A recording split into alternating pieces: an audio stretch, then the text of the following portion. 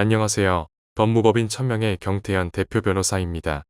피상속인의 사망으로 상속이 개시되면 상속인들은 법정 지분 혹은 임의로 정한 지분에 따라 피상속인의 재산을 나누어 상속받을 수 있습니다. 이때 상속인은 피상속인의 가족관계 등록부를 기준으로 결정됩니다. 그런데 상속인이라고 해도 상황에 따라 누군가는 피상속인을 극진히 부양한 반면 누군가는 피상속인을 생전 찾아뵙지도 않은 경우가 있을 수 있습니다. 이러한 경우 전자의 상속인이 후자의 상속인과 똑같은 비율로 상속받게 된다면 굉장히 억울하겠지요. 저희 로펌을 찾아주시는 의뢰인분들 중에도 이러한 경우가 굉장히 많은데요. 많은 분들께서 다른 상속인에게 재산을 주지 않을 수 있는 방법이 있는지 물어보시곤 합니다. 그래서 오늘은 저희 법무법인 천명을 찾아주신 사례를 통해 이와 같은 상황에서 취할 수 있는 방법에 대해 더 자세히 알아보려 합니다. 질문과 답변의 형식으로 설명드리겠습니다.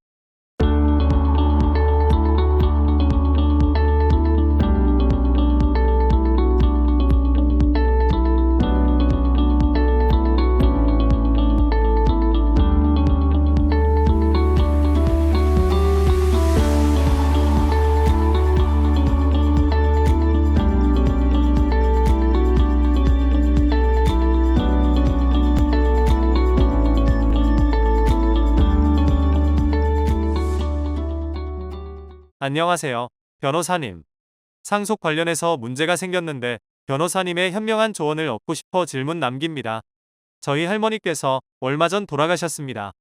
할머니의 자녀로는 아들 둘과 딸 하나가 있었는데 그중 장남은 20년 전에 세상을 떠났습니다.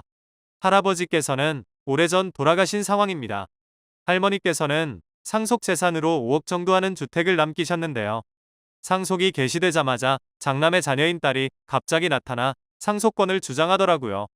그런데 장남이나 그 딸이나 30년 넘게 할머니를 찾아뵌 적이 한 번도 없는데 갑자기 와서 돈을 내놓으라 하니 손자 입장에서 화가 치밀더군요. 상속인들도 할머니 재산이 그 딸에게 가는 것을 절대 원치 않는 상황입니다. 이런 경우에 저희가 취할 수 있는 방법이 있을까요? 변호사님의 답변을 기다리겠습니다. 안녕하세요. 상속재산분할 심판청구 기업은 법무법인 천명의 대표 변호사 경태현입니다. 질문자님의 질문에 구체적인 답변을 드리기 전에 질문의 상황을 정리해 보겠습니다. 할머니의 상속인은 자녀들 3명입니다. 할머니의 별도 유언이 없다면 자녀들의 법정 상속분은 각 3분의 1 지분씩이 될 것입니다. 이때 자녀 중 장남이 할머니보다 먼저 사망한 것으로 보입니다. 이런 경우 우리 민법의 대습상속 규정에 의해 사망한 상속인의 상속분이 해당 상속인의 배우자와 자녀에게 상속됩니다. 그러므로 사망한 장남의 딸이 대습상속인이 되어 장남의 상속분을 주장할 수 있습니다. 이와 같은 상황에서 질문자님은 지난 30년간 할머니를 부양하지 않은 장남과 손녀에게 할머니의 재산이 상속되는 것을 막을 방법이 있는지 궁금하신 것 같습니다. 앞서 설명드린 것은 법정 상속분이지만 장기간 교류하지 않고 간병 부양 역할을 하지 않았거나 오래전 사전 증여받은 것이 있거나 나머지 자녀들이 할머니의 재산 형성, 유지, 관리 그리고 간병 부양에 특별한 역할을 한 경우라면 상속인들은 기여분 및 사전 증여 등을 고려하여 법정 상속분이 아닌 임의의 지분으로 상속 재산을 나누어 가질 수 있습니다.